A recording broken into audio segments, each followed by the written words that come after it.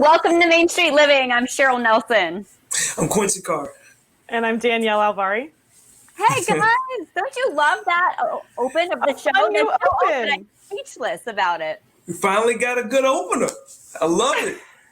It looks really, really good. And all the pictures in there, it makes me thinking, Danielle, you've got a big anniversary coming up. Yes, it's my 10-year anniversary from graduating high school. Woo. You young buck. I'm thinking there's no reunion planned because of the current state of travel affairs. But 10 years, yes. So do the math. 10 years. You're still young. You're still super young. If there was a reunion, would you go? I think I'm gonna be sick that weekend, so I don't think I can. Oh no! See, I'm planning on being sick that weekend. About me, I hosted my 10-year reunion. Probably not a surprise. Okay. Well, Cheryl, if you were throwing my reunion, I would definitely come. You better. I know how to throw a great party. Yeah, now I know that you were a cheerleader in college, Danielle, but were you also a cheerleader in high school? Yeah, I played 4 sports in high school. So cheerleading, I did track and field, I did swimming, and I did wrestling. Wrestling? Nice. Hold on. Things we did not know, Cheryl. We're gonna look at my cheer high school picture. We haven't earned the wrestling one quite yet. Even though I'm pretty sure it's on Twitter somewhere. So look how cute you are. Look at that. Dark hair. Yeah, that was a cold game, right? Because you guys got on jackets?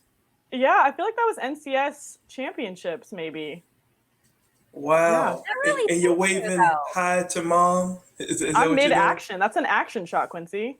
Okay. All right. It's like yes. That was, oh my gosh, Danielle, I can't believe you played all those sports in addition to cheering. How did you have time? I get bored easily.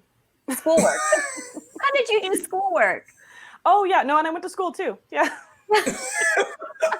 You went to school. Now, Cheryl, I know that you've got an old school photo for us. I do. Okay, let's see mine. This also will show the real hair color. So this is going to be kind of funny to see. But for me in high school, I did theater all 4 years. So that was a big thing. Yep. Oh, yeah. Nice. My Bring back curl. The natural curl, Cheryl. Come through. Yeah.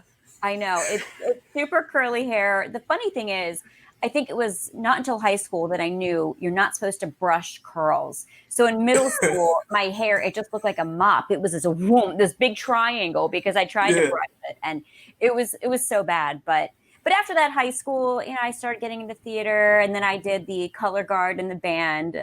Those were my. What was your favorite play that you were in? Your favorite role?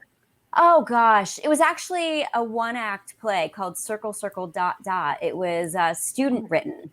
Yeah, I know. It's exactly what you think. Actually, it was kind of funny, and I'm not going to go into that too much.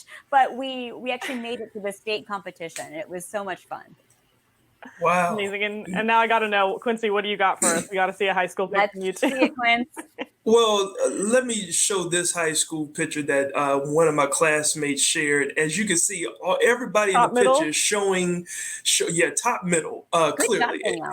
Everybody is showing teeth, and I was the only one who was like, "Nope, I'm not," because I had a horrible smile. Like I smile so much now.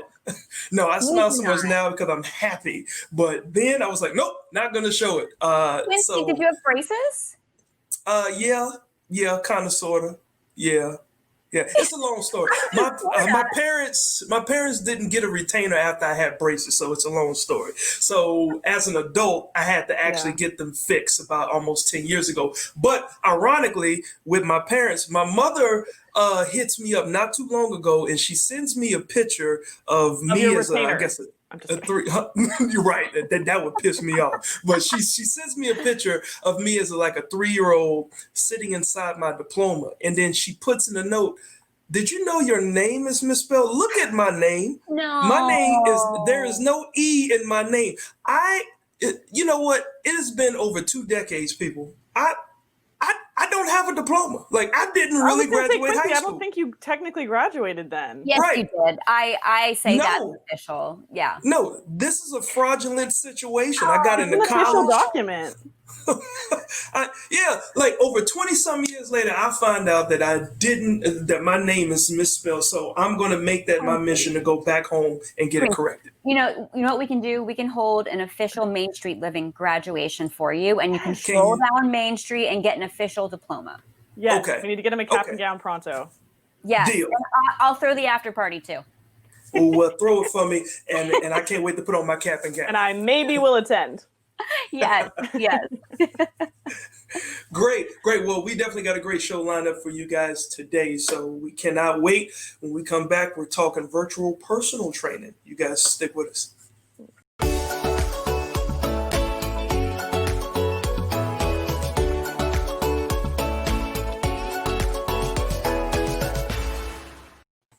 Welcome back to Main Street Living. You guys, I have really missed one thing in particular during the COVID lockdown, and that is going to the gym and working out in classes. I love going to classes.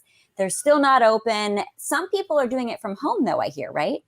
Yeah, absolutely. I mean, you have to work with what you got, right? So joining us right now, we have a fitness instructor, Susie Wallach-Leiston, who has over 41 years of experience. She's from Home Run Personal Training and Group Fitness. Susie, thank you so much for joining us. Thank you for having me. So Susie, I have to ask first, where did the name Home Run come from? Home Run Personal Training. I was hoping you'd ask that. That comes from me being a huge baseball fan. And so you're happy it came back. Yes, I'm happy. I get 60 games, albeit on TV, but I don't get to go to my live baseball games, but hopefully next year. Who's your team you cheer for? Padres, San Diego Padres. Okay, that's right, because you're based out of San Diego. So tell us, how did you come up with this idea? I know you've been doing a lot of Zoom classes. You described yourself as not particularly tech savvy, but you've been able to figure it out. I've been able to figure out, but let me tell you, it takes a village to get this all going. When we first got the pandemic started, my gym closed on March 17th. And I'm like, okay, we're going to be back open April 1st. Don't worry, nothing to worry about. And then you're like, no, April 1st came and went, May 1st, and so on, as you well know. So I thought, what am I going to do here? I can't teach my classes at the gym. I kind of learned a little bit about Zoom, and I thought, okay, let's give it a try. So about the second week in April, I did my first Zoom class, and it took time to figure out all of the ins and outs. And I'm still like every day learning something new on how to get the sound right, how to get the microphone right. The stuff that the people see is different than what you see in here. So it's been a learning experience. And I never thought in a million years it would take off and that I'd enjoy it, but I am loving it. And my students are loving it. And I get like 40 people in a class. Oh my gosh. Yeah. Wow.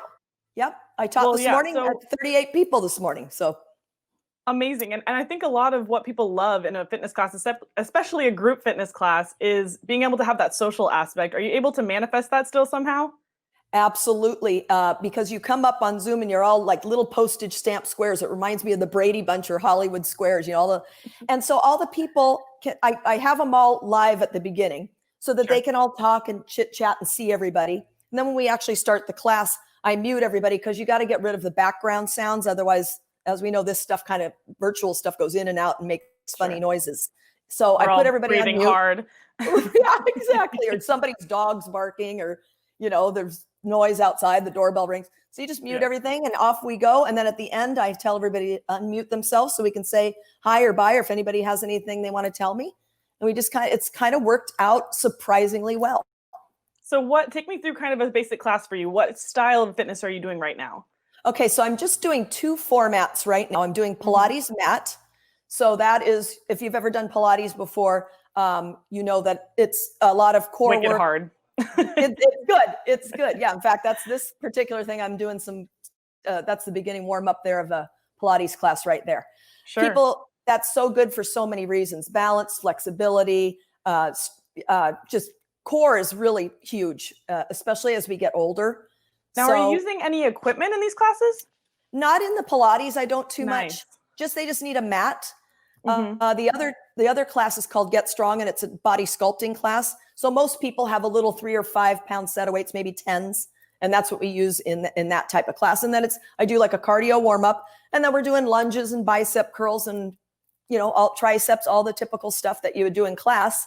And I use the fun music that they're used to from the gym and we just Yeah. go with it. I think people are finding that this is kind of cool working out at home. I don't have to go anywhere. I don't have to put makeup on and I think people are doing it in their pajamas, to be honest.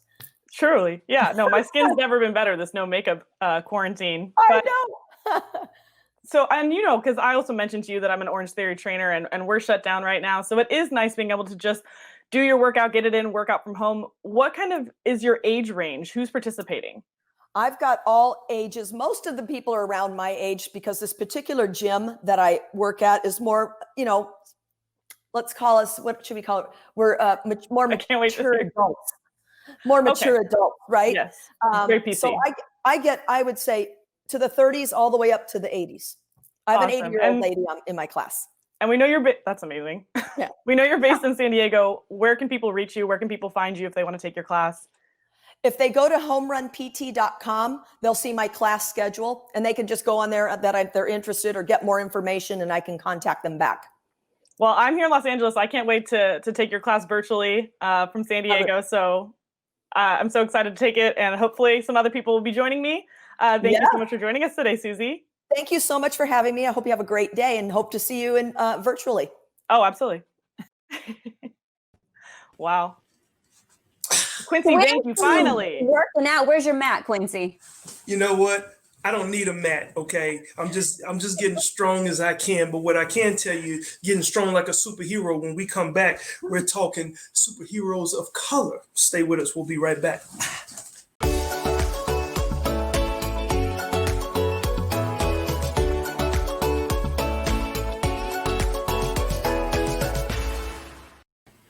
Welcome back to Main Street Living. Hey, ladies, real quick, I know Halloween is still like 2-3 months away, but last year, for the first time, I dressed up as Black Panther. Like, I've never dressed up in a superhero costume ever, and I just remember how hot it was, but I felt so muscular. Yes. Yeah. Quincy, you are. You are. Really? Flex a muscle. Let's see. You want to do it? All right. Yeah. You There's know something there. We can work with it. Yeah, absolutely. Can I fly away? Yeah. And there's something about superheroes, I think, that empower all of us. And our next guest is an artist. And actually, he was looking for a comic book that had either a Black or Latino superhero in it. He couldn't find one. So he said, you know what? I'm going to create my own. I want to welcome now David Heredia, and he is the creator of Heroes of Color. Welcome to Main Street Living. Hey, thank you so much for having me. So excited to be here. How you doing? Great. It's so good to see you. And I think the timing of this is perfect. Tell us your story. So with respect to Heroes of Color, it was a project that was really born out of necessity. I was looking for some characters to share with my kids, comic book characters. And I had a really hard time finding some. So I just, I sort of took it upon myself to start creating characters of my own. And, in the process, I ended up learning so much about, so many historical figures who have made monumental contributions to society that just seem to have been swept under the rug, So it was a great opportunity to, share this culture with my children. And I ended up learning so much in the process. I was like, man, I got cheated out of so much history in school. So it worked both ways. It worked well for my kids and for myself. It's true. And the timing couldn't be better with Black Lives Matter. 2020, for this to be out, I think this is phenomenal. And you're empowering everybody. How do you feel about all that? Honestly, the beginning of it was, my goal was to empower my children. That was my main goal. And my wife and I made sure that culture is the most important aspect in our household. My wife is Mexican. I'm from the Dominican Republic. So we want to make sure that we include that in everything we do. So that was my first goal. And I think I've been successful in achieving that. So everything else that happens after that is just a bonus. Yes, inclusion is so important for kids to learn at a young age. What has the response been to your books? The response to the books has been really overwhelming. I have to tell you, I was not expecting just the amount of support and love. And, I was on Instagram the other day and I found, I don't even know who she is, but apparently she's doing these workshops on teaching parents and children about racism. And she's using a series of children's books to sort of help ease these conversations. And in her flyer, my book is on front of the, on the flyer. I was like, wow, that's amazing, and that really is one of the most important aspects of the book, is that it really does make these conversations so much easier, and it's digestible because it's so colorful and it's so bright. So the children love it just because of how cute it looks. And in the process, they're learning about history, and again, these are just short little bios. They're not like a fully fleshed out history of these individuals, but it's enough to spark interest, So, I mean, the response has been overwhelming, and I'm just really, really excited about it. And we're looking at some of the pictures there of your artwork in your books, and they're adorable. It's just so cute to see that. And I know the kids are loving it. I mean, you're right. That's how they learn at a young age. And you mentioned workshops, and I know that you were doing some workshops and speaking engagements too. Are you still doing all that with COVID? In the beginning, I was not. And I think one of the things that I had to understand was, with COVID, it really did force everybody to change the way they do business. And the way that I did business before was in person with universities and community colleges. But obviously I couldn't do that. That wasn't available to me. So I was a little bit nervous about jumping into doing like these Zoom chats, and I'm a pro now, but in the beginning I was stumbling, and it was so difficult and uncomfortable. But I did a series of Zoom meetings where I was interviewing other professionals, and I started to get, much more relaxed with it. And then I actually started offering, doing like virtual workshops to community colleges. And I started getting gigs. I started getting commissioned to do these. Yesterday, I just did a commencement graduation speech at Year Up Los Angeles.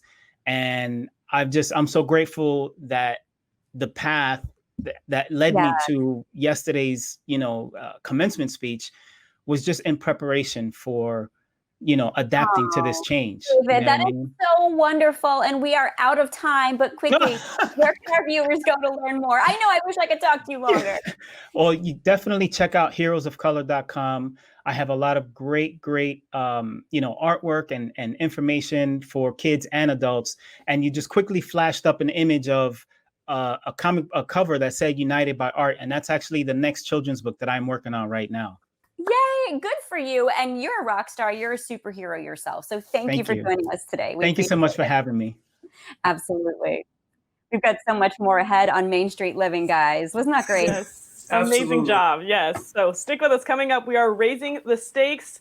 We get to meet Mr. Sizzle and grill him with questions. Look at you.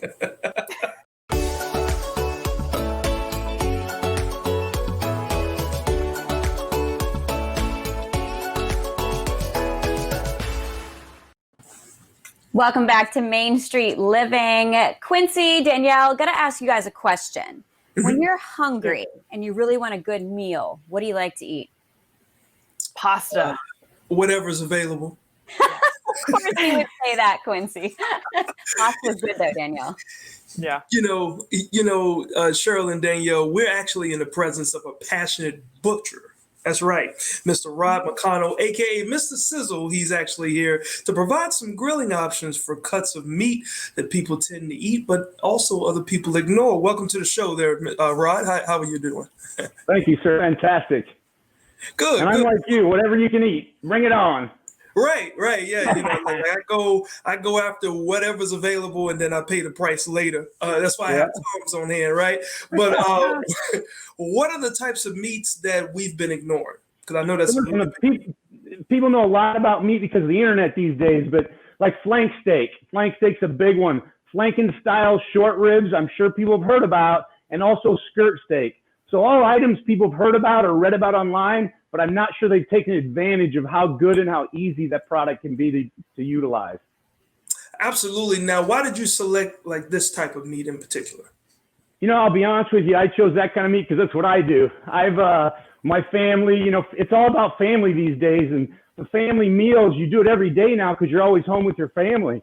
And so you got to be creative. And these kind of meals, what I'm talking about, when I talk about what items you need to prepare them, you can use these 3 items with a little seasoning, some barbecue sauce, and You can have 12 or 13, 15 different meals if you just change it up just a little bit with a little seasoning, a little garlic, things like that. So it's what my family does. That's why. Absolutely. And, number one, you're a plethora of energy. Now, can you tell me what type of energy that you need in the food, things that are in the pantry, those things that we need to make that food pop? It's energy is the love for the food, right? It's what's in front of you and how good you can make it for your family. Well, for me, it's how I serve my customers and how I can advise them how to best have their family meal to thrive and survive in this time. But anyway, you need all-purpose seasoning in your pantry. You need a barbecue sauce in your pantry, and you need a teriyaki glaze in your pantry. Just those 3 items, and we can go to town. We can have a lot of fun. All right. Now, I like fun. Now, how would a person like me cook a flank steak? Okay, a flank steak. Now, flank steak's out of the abdominal of the cow, right? So it's heavily used, so it's a very dense. I don't think that's a scientific word in cow industry, but it's a dense piece of meat. You got to learn how to cook it. But once you learn how to cook it, high heat, real hot, and you cook it to medium rare. And once you cook it to medium rare, you cut it against the grain. And once you learn how to do it, you can marinate it. You can slather it later in the process. It's just a great flavored piece of meat. My family, number one for us. Oh, yeah. Now let's talk real quick about short ribs. Like, how do you prepare short ribs? Because I know my family. Yeah. The short ribs come in a plate. So it's got 3 ribs in this plate, right? Big old plate of short ribs. Well, so the flank style, you cut it across the ribs. So you get this piece of meat, right? About like this. It's got the little 3 nubs of ribs, about a 1/2 inch cut. Well, so what you can do with that, you can just take your all-purpose seasoning. My company has a great one, Midwestern Meats. You just season it on. You can grill it. Or you take that teriyaki glaze, add a little soy, add a little garlic. You can marinate in there all night. You marinate that, get your little kind of your own Korean style barbecue. And then when you're eating that short rib, eat that nub around that little bone. Woo-hoo! As good as it gets, brother. I'm telling you, as good as it gets. Hey, Rod, all I know is that, Cheryl and Danielle, they don't really eat meat like I do, but I feel like they may change because your energy is just, it's very enticing. Now, you don't have to, when you sit down, you don't have to eat a lot of meat, right? You just eat a little 4 ounces and it's so good, but it's just so good for you. Absolutely. How can people find out a little bit more about you and to get to know the Mr. Sizzle? Mr. Sizzle can be reached at MidwesternMeats.com. My email is MidwesternMeats.com. My email is info@MidwesternMeats.com. I got recipes. I've got advice. Fun. This is all fun, especially in this time, right? You with me? Gotta have fun with the family. Absolutely. Look, I am sold, and I'm about to go out there and try to cook me some flank steak right now. Yes, sir. Thank you so much for being If it doesn't work, call me. Thank you, guys. Absolutely. Are you hungry, Cheryl and Danielle? Are you hungry? For something that fizzles. Yeah, that was clever, Quincy. That was clever. Although I gotta say, my husband loves meat, but me being a vegan for 15 years, not going to change me there. But my hubby is going to be salivating. All right. Well, stick with us, guys. Coming up next, we're talking to a college-bound senior. We're going to talk virtual visits, the whole 9 yards. You don't want to miss it.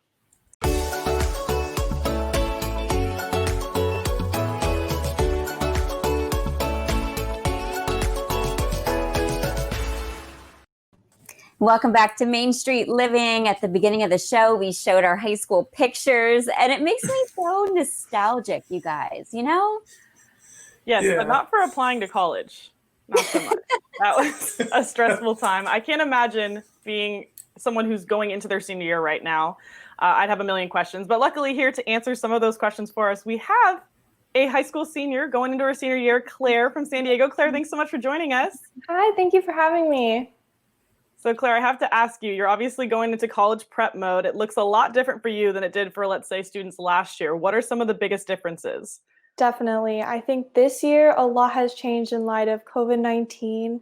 And right now, a lot of colleges are really test optional. So that was really important last year. And a lot of us focused on bettering our score. And now it's just not as important anymore. So a lot of seniors are unsure what really to focus on in their application. And I think that that it's really different for everyone. You know, we're all trying to figure this out together.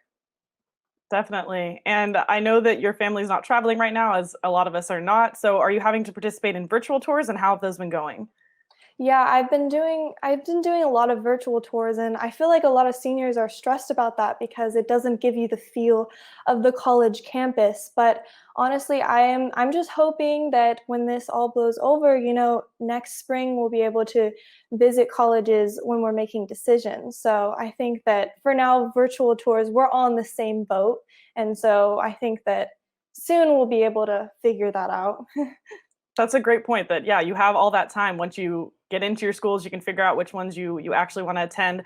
I know you Yeah. mentioned that test score is not as important right now. So people are focusing more on the essay. What did you decide to write yours about, or how did you go about writing yours? Yeah, I think you have a good point there. My essay is a lot about art and my journey with art and how that has helped me through a lot of situations in my life. And it actually took me a lot of brainstorming to figure this out. And it was not easy. I know a lot of people struggle on what to figure out on their essay, but mine, I really feel like that topic for me really shows um, who I am as a person. And I think that's really what colleges are looking for. Really just getting a glimpse into who you are is what the essay is about. Absolutely. And speaking of who you are, and I know you mentioned art, what are you sure about what major you're going to pursue yet? I'm still figuring that out. I'm exploring with my classes next year and stuff like business and literature. So I'm still working on that. And what about the colleges you're applying for? Have you narrowed them down? Yeah, I have my top three colleges right now are NYU, Columbia, and UCLA. I just feel like they have a really stimulating environment, and I think I would thrive in that kind of situation. Well, I went to UCLA, so you know who I'm cheering for, but the East Oh, Coast wow. would definitely a fun change of pace for you. Yeah.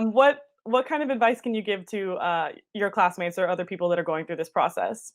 Well, one thing I can just say that I would want to know if I was a senior is that you really need to focus on who you are in your application, because a lot of people get super stressed about statistics and what their grade looks like based on other people. I think it's important to focus on who you are, because colleges are looking for someone who's unique. And I think you should really showcase what you love about yourself, not what you think colleges will love about you.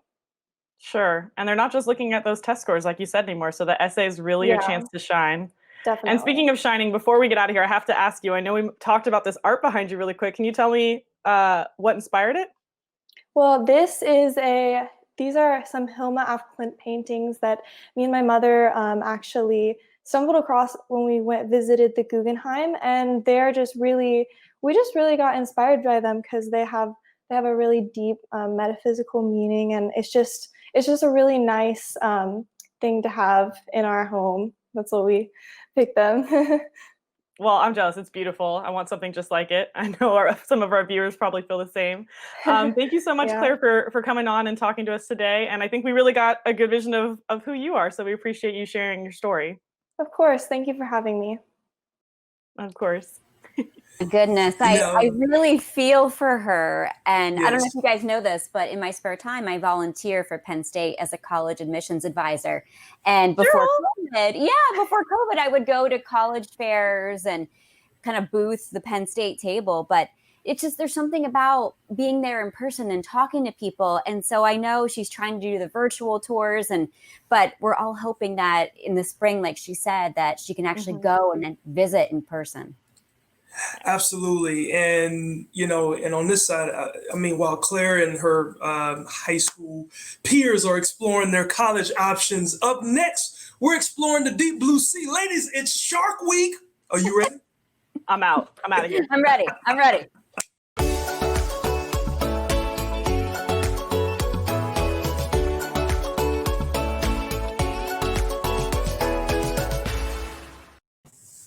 Welcome back to Main Street Living, ladies. I would imagine the number of beachgoers has gone down a lot since COVID, but that also means maybe shark attacks have been a lot less too. Maybe. That's a great question. And I feel like sharks sometimes are misunderstood. And I think that's why they have the whole Shark Week about them. So, our next guest I'm really excited about, his name is Dr. Bradley Weatherby. He's an assistant professor of biological services at the University of Rhode Island. So, welcome to the show. It's so good to see you. Thanks for having me. Sure. So, you're a real life shark hunter, I hear. Tell us about that, what it means, and what exactly you do. Well, I research a number of different aspects of shark biology, but one of the main things that I work on is the movement ecology of sharks, which means following where they go. And in order to do that, we use a number of different types of technology, but primarily satellite transmitters, where you tag the shark with a satellite transmitter, and then you can follow them pretty much wherever they go. So, how far are some of these sharks actually traveling? What's the most unique incident you've seen? We've tracking a number of different species, and all of them, the species that we work with anyway, they go a long ways. I think the record for one of our sharks is something like 27,000 miles. Wow. I We mean, followed it. that's incredible. Are we talking about migrating into different oceans, or where are they going from where to where, for example?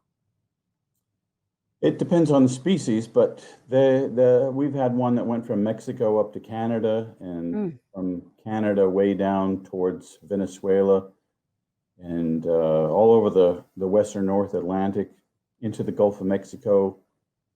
Long ways. Yeah, so you're learning so much about them and their patterns by tracking this, which is incredible. And you hold a shark camp each year too. What does that entail? Yeah, we weren't able to have our shark camp this year, unfortunately, but the past 2 years we've had a camp where students of color, high school students, come and they spend the week at the university and going out on a boat, learning about sharks and fishing for sharks. A lot of them have never been on boats before. Some of them have never been to the beach before in Rhode Island, which is the ocean state. So it's a different segment of the young population that hasn't had the same type of experiences that a lot of students have had.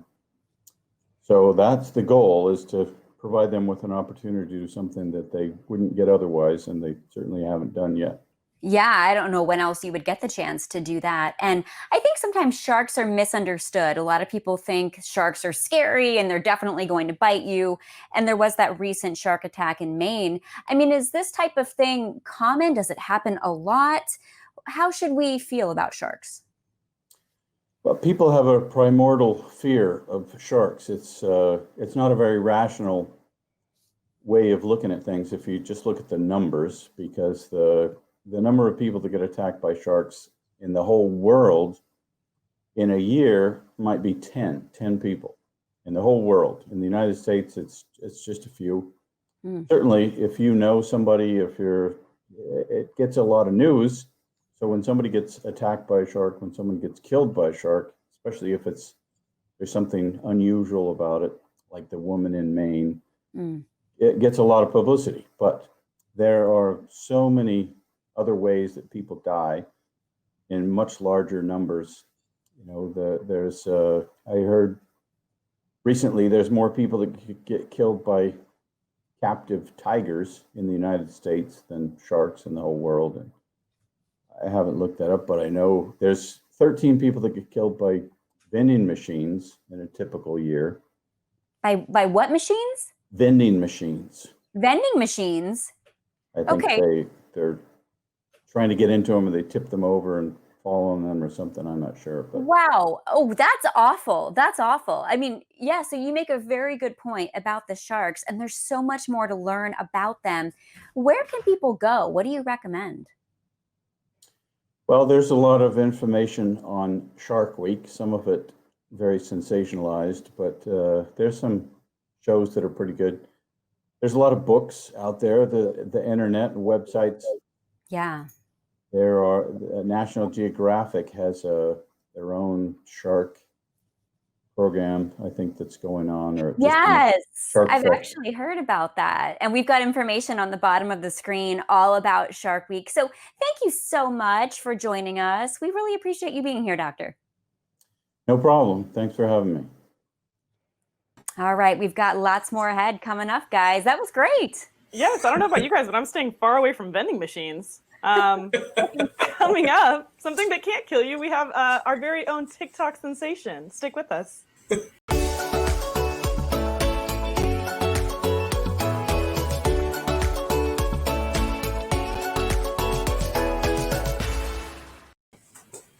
Welcome back to Main Street Living. Now, we've been kind of talking about high school a little bit this episode, and just to continue that, when I was in high school, TikTok was a song by Kesha, and now apparently it's a very cool app.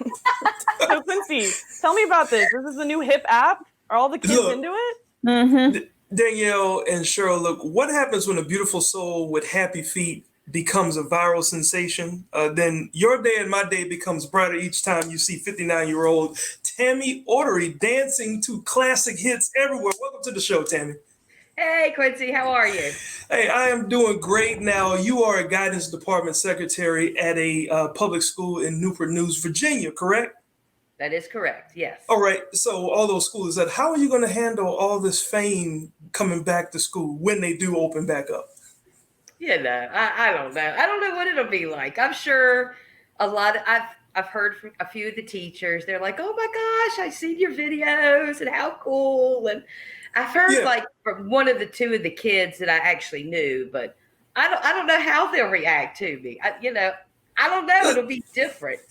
Tammy, it is crazy. Like your TikTok fame just took off so fast and it's steadily growing. I'm talking YouTube. I mean, just social media, right? And I understand that, you are feeling like you have to keep putting out something every day.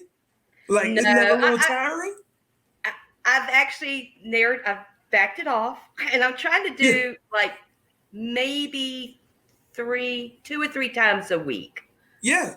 So, and sometimes I do feel like, so because everybody would say, when are you going to do another? And I say, oh, let me do one. But I've told myself, and my husband's telling me, you wait till you're ready. Because I have to have a feeling. I have to know a song and just be in the mood and just do. Because like I did one last night, and it's already just taken off. Yeah, I think that's the one I saw last night. Funky Town. Yes, Funky Town. And I'm like, and you just have this energy, and the best part about it is I don't think you were trying to be famous. A lot of people get on social media and they're trying to do something that gets recognized. What was the factor that kind of pushed you to TikTok? Because that's not something that, mature adults always get on, right? One thing, I'm not mature. No, I'm just kidding. I'm just kidding. Oh, man. No, but anyway, someone had mentioned it. My daughter had an app on her phone, and we did a couple little videos. It's where you did like 15 seconds. You can change clothes. So I was changing clothes, and then someone said, "Man, your mom needs to go on TikTok," and I'd never heard it. So I, downloaded it, looked at it, and I said, "Well, this is cool." And not that it's long, because most of the songs are only like maybe at the most 45 seconds or something. Right. So that first one I did, I actually went outside and put it against one of my windows, just set it up. And I was like, nah, that don't look good. I said, that's the one. Yeah, this is it. Yeah. And I just did it. And I was just like, okay, maybe 100, 200 people will like it. And it's crazy now. It's insane. Yeah, I can imagine, because going viral on the internet is already crazy. And I know that you're on cloud 9 because you've gotten Steve Harvey, you've gotten who's the other? Miley Cyrus is repeating your dance. Janet Jackson. Janet Jackson, yes. You had Janet Jackson. How did that make you feel? It's funny because I don't see those. People are like texting me, and everyone's like, "Oh my God, Janet Jackson! Oh my God, Janet Jackson!" So I was like, "What the heck?" And so I looked, I was like, Janet Jackson! And then later on, it's like Justin Timberlake liked it on her page. I was like, "Yes, I'm bringing sexy back." And you look, and you were doing that, and I know it's so difficult because these days the internet can be so brutal. But what has been your best experience of going viral? I think just it's the people that have reached out to me, that have hit me up with messages of just so much heartfelt, like I don't even know how to explain. Like I've had people hit me up that are going through cancer. Yes. I've had hit me people up that have lost loved ones. Or I had one lady that said her husband has COVID and now she's got COVID.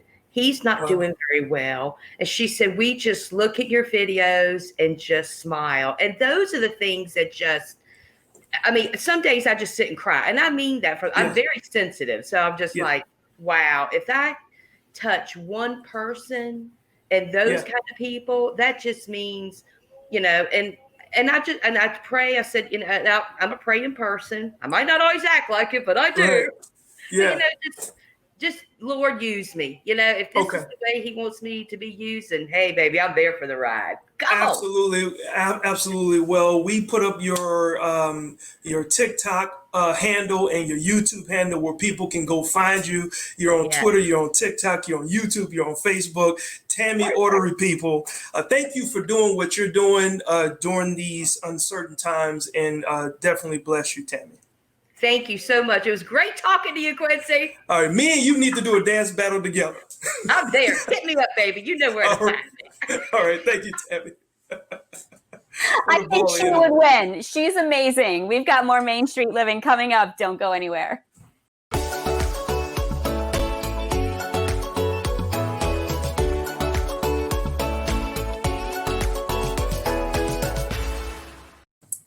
Welcome back to Main Street Living. Guys, I had to do this. Oh, my cat. Yep, I got a new mask, and everybody knows. Are you kidding me? I'm not kidding you. Everybody knows. Joe, are these your cats or are these just random cats? I wish I could say that I was that clever and they're my cats, but they're not. But I saw this mask today, and I bought it because of what you guys call me. The cool Feral cat lady. Cheryl. Yeah, Feral Cheryl, because I'm like Angela on The Office. I think it's good. I think you should always remind your cats that anyone can be replaced. So just they should always be on their P's and Q's. Whoa. My cats cannot be replaced. Yeah, anytime they don't see themselves on your face, and cats have feelings, Cheryl. They don't know the difference. I could just There's tell them this is them. I bet you they get catty. They what? What did you say? I said there's a lot of competition. I bet you they get catty. Well, they She is still definitely doing pick it. and growl at each other. So I don't know. They probably compete for my affection, but I love them all equally. That's what every parent has to say. Right, but you took them to the vet, right? So are they doing better? 2 of them smell like vet right now. We're waiting to get some results, but the 2 who smell like vet get hissed at. So there's a lot of fun going on in the house right now. It's interesting. Well, we had a fun show, I think.